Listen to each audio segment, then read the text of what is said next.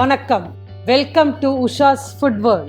இன்னைக்கு கோயில் புளியோதரையை வீட்லேயே எப்படி செய்யலான்னு நான் சொல்லித்தரப்போகிறேன்.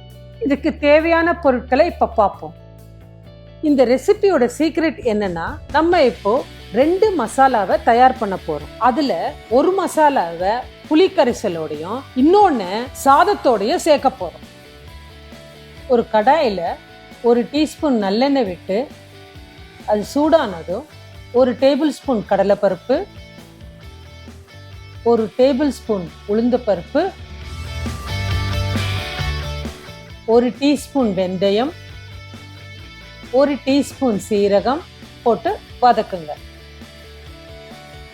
அதுக்கப்புறம் 10 மிளகாய் வத்தல், 1/2 டீஸ்பூன் பெருங்காயத்தூள் சேர்த்து பொன்னிறமாக வறுத்து ஒரு தட்டில் கொட்டி ஆற வச்சிருங்க.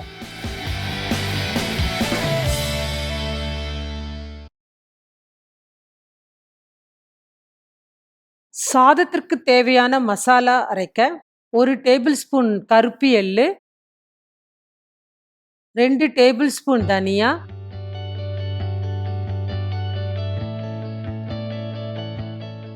1 டீஸ்பூன் மிளகு சேர்த்து லைட்டா வறுத்துக்கோங்க.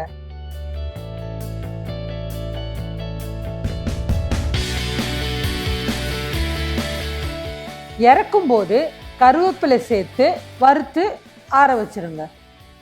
இப்போ புளி கரைசலுக்கு வறுத்து வச்ச மசாலாவை மிக்சியில் போட்டு பவுடர் ஆக்கி வச்சுக்கோங்க.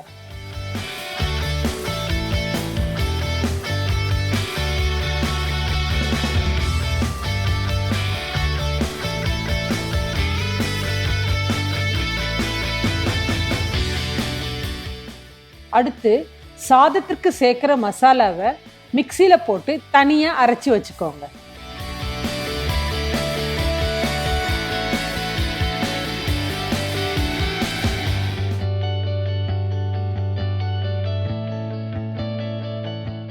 ஒரு கனமான பாத்திரத்தில் 1 கரண்டி நல்லெண்ணெய் ஊற்றி அது சூடானதும் 2 டீஸ்பூன் கடுகு, 2 டேபிள் ஸ்பூன் கடலைப்பருப்பு, 1 டேபிள் ஸ்பூன் உளுந்து, ஒரு 6 மிளகாய் வத்தலை கிள்ளி போட்டு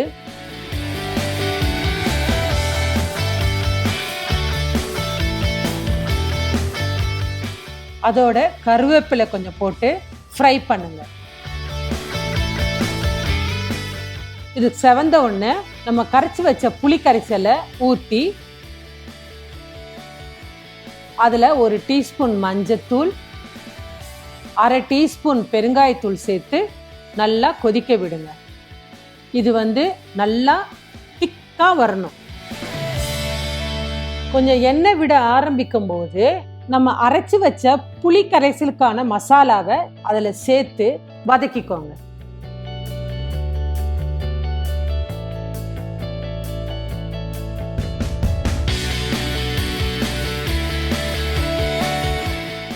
இதில் தேவையான அளவு உப்பு போட்டு நல்லா கெட்டியான உடனே 1 டேபிள் ஸ்பூன் நல்லெண்ணெய் ஊற்றி கிண்டிக்கோங்க.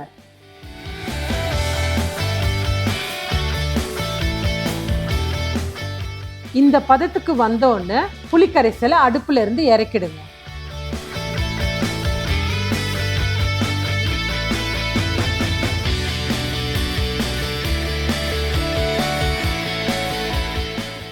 இப்போ நம்ம செஞ்சு வச்ச சாதத்தில் 1 டீஸ்பூன் நல்லெண்ணெய் ஊற்றி கருவேப்பிலை தூவி அதில் நம்ம ரைஸுக்காக அரைச்சி வச்ச மசாலாவை சேர்த்து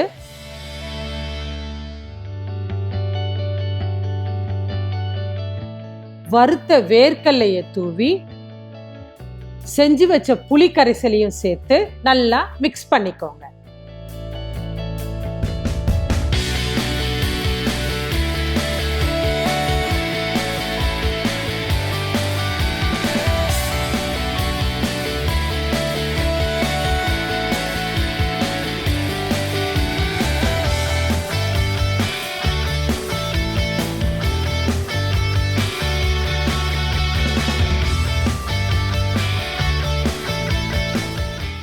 இந்த சுவையான கோவில் புளியோதரையை சாப்பிட்டு மகிழுங்கள்.